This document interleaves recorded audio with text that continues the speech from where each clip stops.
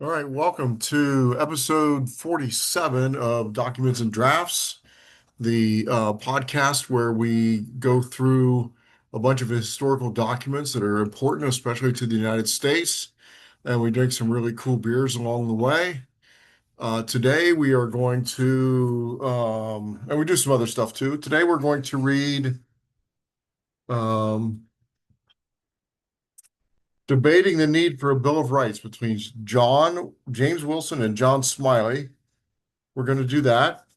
That's going to come from this book titled Our Nation's Archives, The History of the United States and Documents, edited by Eric Brunn and Jay Crosby.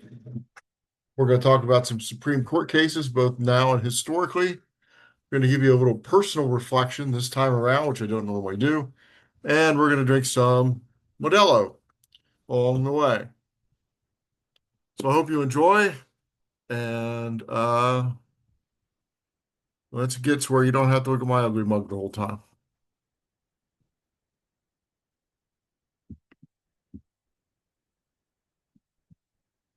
Oh, God.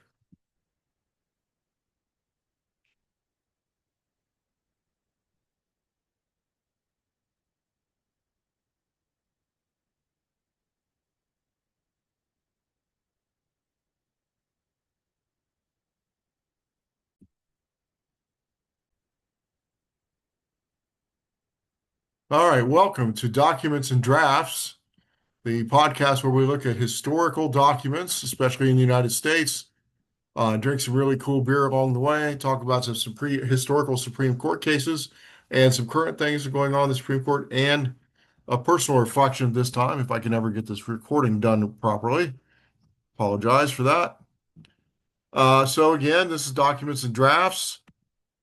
We are going to use this book, Our Nation's Archives, A History of the United States and Documents. We are going to read a debate for the need of Bill of Rights between James Wilson and John Smiley. However, that's not James Wilson and John Smiley. That's Elbert Jerry on the left and John Hancock on the right. We're going to drink some Modelo. We're going to talk about some Supreme Court cases. And so I apologize um, for the stops and starts. So hopefully we can get this ball rolling the way we should.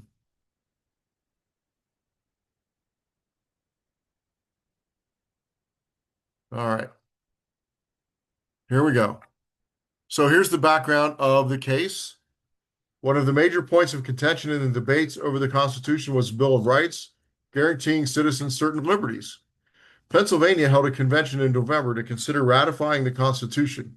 Almost immediately, one of the major points of contention was the lack of declaration of rights guaranteeing certain liberties to citizens as to this November 28, 1787. Exchange between James Wilson, who signed the Constitution, and John Smiley. Pennsylvania ratified on December 12th, 5 days after Delaware was the first state to do so.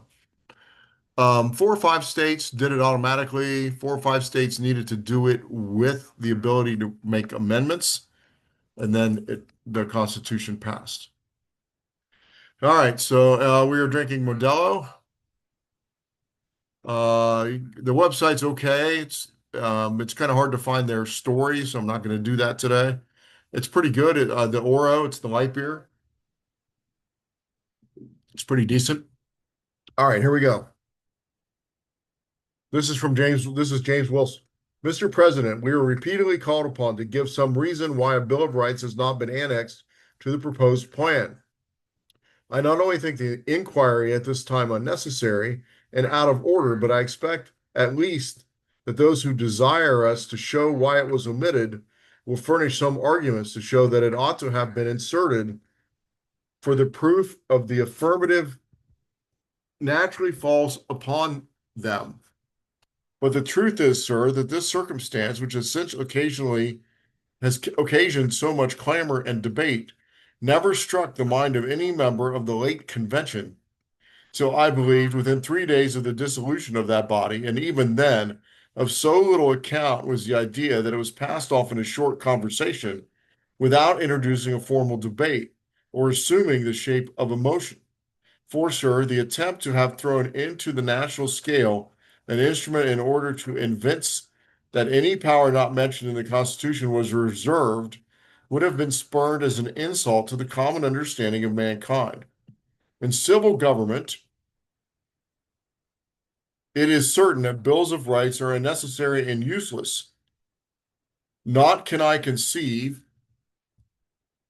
whence the contrary notion has arisen. Virginia has no Bill of Rights, and it will be said that her Constitution was less free. This is John Smiley. I beg leave to observe, Mr. President, that although it has not been inserted in the printed volume of the state constitutions, I have been assured by Mr. Mason that Virginia has a Bill of Rights. This is Mr. Wilson. I do not rely upon the information of Mr. Mason or any other gentleman of question of this kind, but I refer to the authenticity of the volume which contains the state constitutions, and in that Virginia has no Bill of Rights. But, sir, has South Carolina no security for her liberties? That state has no Bill of Rights. Are the citizens of the eastern shore of Delaware more secured in their freedoms or more enlightened on the subject of government than the citizens of the western shore? New Jersey has no Bill of Rights. New York has none.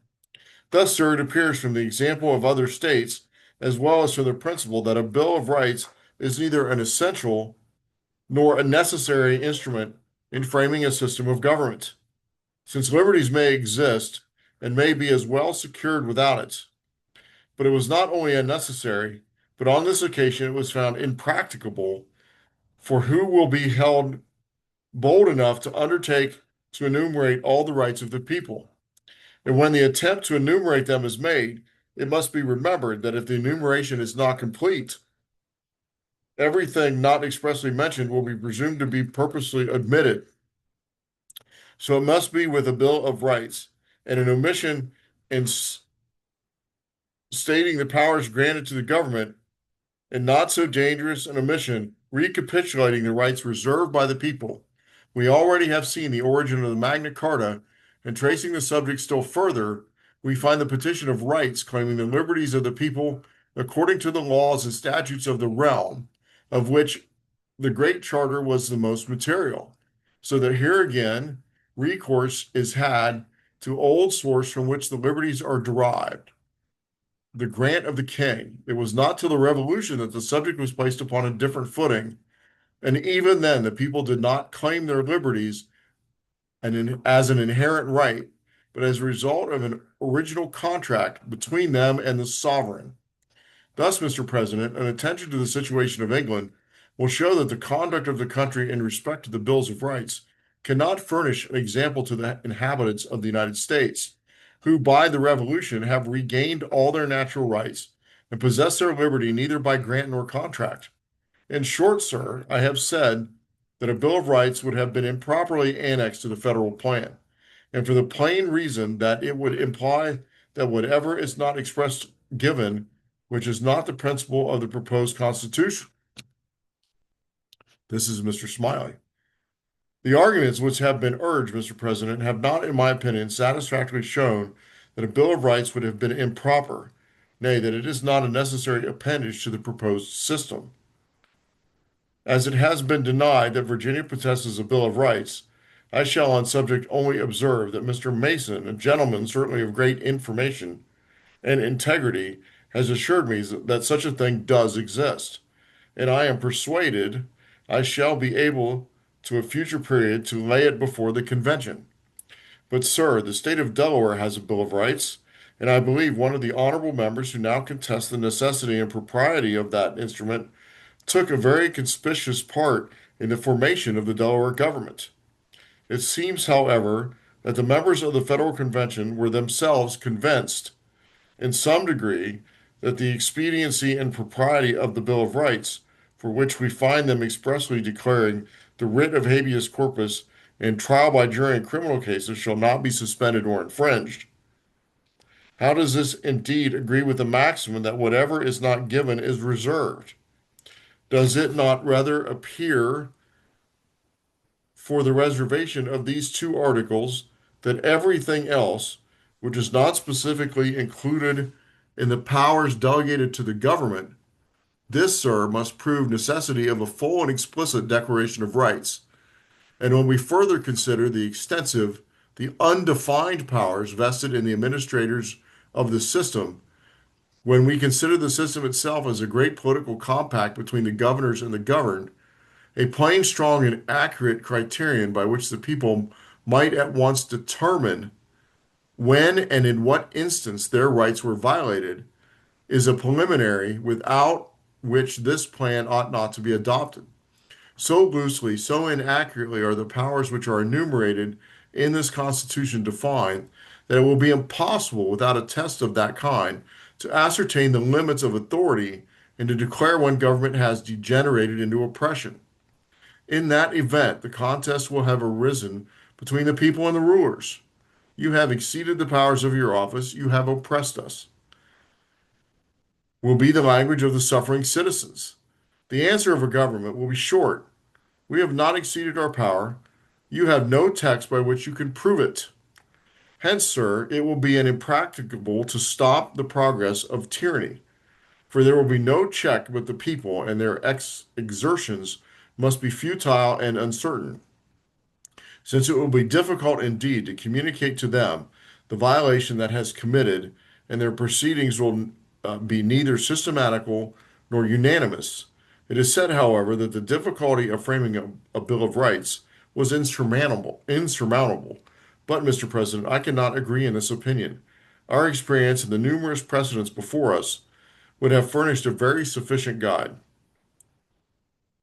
At present, there is no security, even for the rights of conscience, and under the sweeping force of the sixth article, every principle of Bill of Rights, every stipulation for the most sacred and invaluable privilege of man, are left to the mercy of government. All right, so that was a debate between John Smiley and James Wilson on whether or not to add a Bill of Rights. And we are going to add some music. All the music is provided by Soundstripe. Hopefully you can hear it. I don't know if you can or not. We're going to drink some Modelo. Very good. I'm not a great light beer guy, but it's pretty good. What we are going to do now is, as soon as I can get where I need to get, we're going to look at a historical Supreme Court case. So there's the Supreme Court. If you ever get a chance to tour that, please do. It's amazing. All right, so I need to look at Zoom.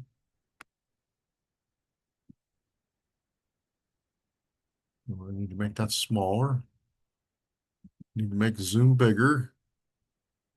Sorry, you got to play along.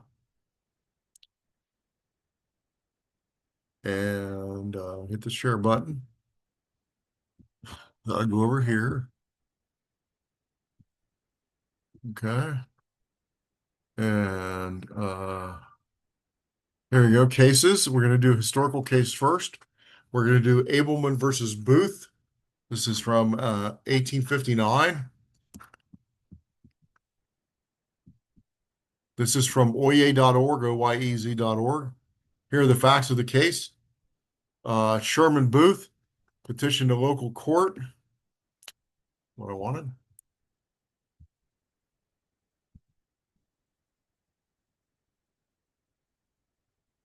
Petitioned a local court for the release of Joshua Glover, a runaway slave held in federal custody in Wisconsin.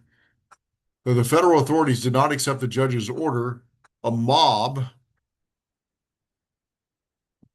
eventually freed Glover. Both were charged with aiding the escape of a runaway slave in violation of the Fugitive Slave Act of 1850 via a writ of habeas corpus. Booth successfully petitioned the Supreme Court of Wisconsin for his release. Booth was then convicted in the United States District Court for the District of Wisconsin and detained again. Booth again petitioned the Supreme Court of Wisconsin for his release, alleging that the Fugitive Slave Act was unconstitutional and that the federal district court lacked jurisdiction. Booth was again released by the Wisconsin Supreme Court. The United States appealed to the United States Supreme Court. The question was, did the Supreme Court of Wisconsin have the authority to issue the writs of habeas corpus that released Booth? Conclusion: in a unanimous decision, the court reversed the Supreme Court of Wisconsin. In an opinion authored by Chief Justice Roger B. Taney, horrible Chief Justice, the court asserted the supremacy of federal courts on issues of federal law. The court dismissed Wisconsin's claim of judicial power since it certainly had not been conferred on them by the United States, and it is equally clear that it was not in the power of the state to confer it.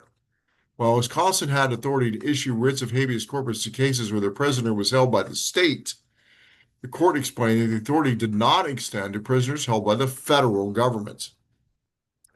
And actually, even though as much as I dislike Taney, that's probably the proper ruling because federal law supersedes state law.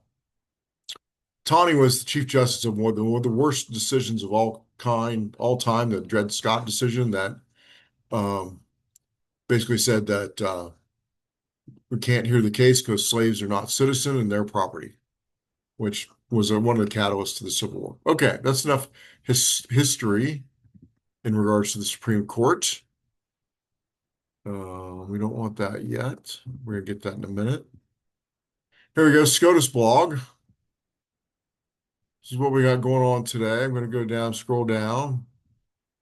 This is SCOTUSblog.com. Here's on the emergency docket. Trump administration urges Supreme Court to prevent transgender people from choosing sex markers on passports. The Trump administration came to the Supreme Court on Friday morning asking the justices to temporarily pause a ruling by a federal judge in Massachusetts that would require the State Department to provide transgender and non-binary people with passports reflecting the sex designation of their choosing. The order by the U.S. District Judge Julia Kobiak, U.S. Solicitor General John Sauer, told the justices, introduced the United States by compelling it to speak to foreign governments in contravention of both the president's foreign policy and scientific reality. Under policy implemented during a Biden administration, passport applicants could select their own markers for their sex, which allowed transgender people to obtain passports that reflected their gender identity. The Biden administration also added a third gender marker, X, for non-binary applicants. The problem of religion. This is by Richard Garner on September 19th. Rights and responsibility. Let's see. Our Constitution speaks in two different places about religion, provides in Article 6 that religious tests for federal public offices are prohibited. This is a not so fun fact that such tests existed and persisted for a while in several states. And of course, the First Amendment forbids Congress from making a law respecting an establishment of religion or prohibiting the free exercise thereof. Indeed, President Clinton, more than 30 years ago, called for freedom of religion our first freedom. But what exactly are we talking about? And more, if you want to read more into that, check it out. Again, on the emergency docket, Trump administration asked the Supreme Court to allow for firing a Fed governor. The Trump administration on Thursday asked the Supreme Court to pause a ruling by a federal judge in Washington, D.C. that keeps Lisa Cook, a member of the Federal Reserve's Board of Governors, in office despite President Donald Trump's attempt to fire her in the wake of allegations that she committed mortgage fraud before joining the board. Cook has denied the allegations, and several news outlets have since reported on financial documents that may undermine the government's contentions. We'll see where that goes.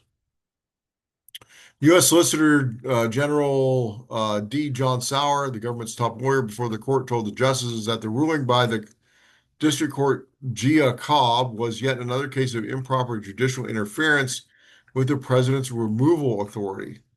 Here, interference with the president's authority to remove members of the Federal Reserve Board of Governors for cause. The Trump administration's request came just one day after the Federal Reserve's two-day September policy meeting, at which the Fed lowered interest rates by a quarter point, first cut since 2024. Since December of 2024, Trump has criticized the chair of the Fed, Jerome Powell, for not lowering interest rates. Cook participated in the meeting and joined the 10 governors in voting for the rate cut. Stephen Myron, who was recently appointed to the judge board by Trump, would have imposed a larger cut. And I think there's one more thing. SCOTUS News, Supreme Court announced it will hear challenges to Trump's tariffs on November 5th. That might be quite interesting. Supreme Court will hear arguments on November 5th in the pair of challenges to President Trump's authority to impose tariffs under the International Emergency Economic Powers Act. The court on Thursday morning released an updated calendar for its November argument session that reflects the audition of the tariff dispute, which the justices added to their dockets for the 2025 term on September 9th. And there's one more thing, and then we'll move on. Group of Louisiana voters urged the Supreme Court to strike down major provisions of the Voting Rights Act. Lawyers representing a group of Louisiana voters challenged the creation of a second majority black congressional district in the state, told the Supreme Court on Wednesday that a key provision of the Voting Rights Act is inconsistent with the letter and spirit of the Constitution. I don't know. Anyway, that's from SCOTUS blog. If you're into the Supreme Court like I am, it's a great website. It's just scotusblog.com. So make sure you check that out. If you like historical things, then you go to oye.org, oyez.org, and you can check there. Again, drinking some Modelo, it's very good. What we read was from Our Nation's Archives. All right, so there was a prominent political activist, Charles Kirk, who was assassinated a couple weeks ago now, or a week ago. And you hear a lot of voices about there's no room for political violence in our democracy. Well, I agree wholeheartedly with that. There are two things. One is we've had a lot of political violence, and two, we're not a democracy, we're a constitutional republic. So anyway, what I thought we'd do, and I'm using Wikipedia, sorry, it's just what I'm going to use, to talk about, now look, our country was created with political violence. A revolution is political violence. Our country was torn apart and sewn back together over political violence in regards to the Civil War. That's political violence.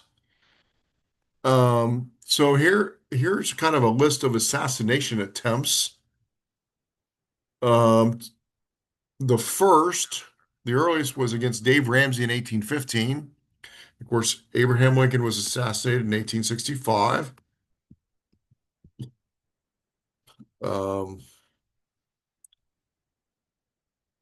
James Garfield was assassinated in 1881. William McKinley was assassinated in 1901. John F. Kennedy was assassinated in 1963. Wiley Thompson was assassinated in 1835. He was a member of Congress. Josiah Anderson, 1861. Thomas Hindeman, 1868. James Hines, 1868. Thomas Hottie, 1869. These are all congressmen. Edward Dexter Holbrook, 1870. John Clayton, 1889. Joseph Francisco Chavez, 1904. John Pinckney, 1905. Huey Long, pretty famous, was governor of Louisiana for a long time as well, 1935. Robert F. Kennedy, who was Attorney General at the time, in 1968. Leo Ryan in 1978. Howard Lowenstein in 1980. Federal judges, John Wood in 1979. Richard Duranko in 1988. Robert Smith Vance in 1989. And then here are some governors, and then we'll be done for today. I think we're pretty close on our time limit. Let's take a peek. It's kind of short today, but that's okay. Charles Bent, 1847. He was governor of New Mexico Territory. Edward Stanton McCook, Secretary of the Dakota Territory, 1873. William Goebel, Kentucky campaigner. Frank Steunenberg, governor of Idaho, 1905. Here's some state legislatures. John Trulton, 1782. David Ramsey, 1815. Charles C.P. Arndt, 1842.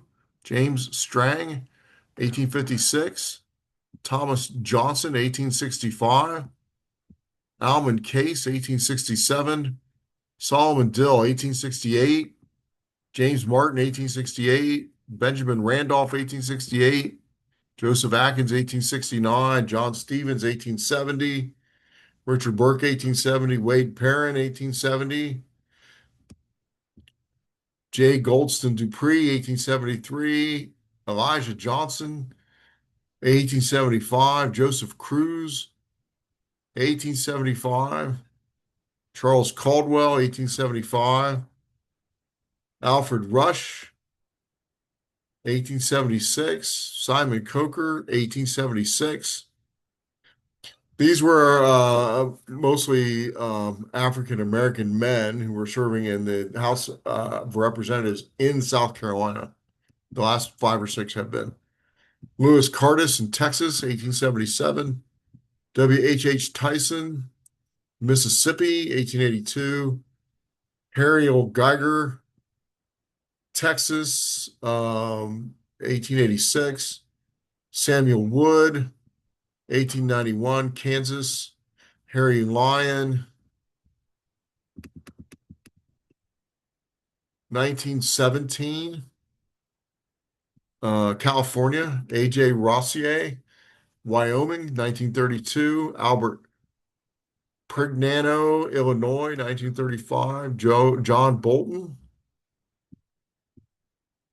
Illinois, 1936. Albert Patterson, 1954, from Alabama. Leon Jordan, Missouri, 1970. Larry Kuriyama, Hawaii, 1970. Turk Scott, 1973, Maryland. Tommy Burks, 1998, Tennessee. Bill Gwatney, 2008, Arkansas. Clementa C. Pickney, 2015, South Carolina Senate. Melissa Hortman, who just were here recently, Minnesota House of Representatives. So that's a lot more than we think about. And look, I agree that political violence does not belong in the United States, but it's also not uncommon. What we have to do is learn from it and grow from it and become better citizens. Whether you agree with anybody's politics or disagree with anybody's politics, murder does not solve a thing. All right, so let's recap. We read the debate over the Bill of Rights between um, James Wilson and John John Smiley, one not in favor and one in favor of the Bill of Rights. We drank some Modelo Oros, pretty good. We did a Supreme Court case.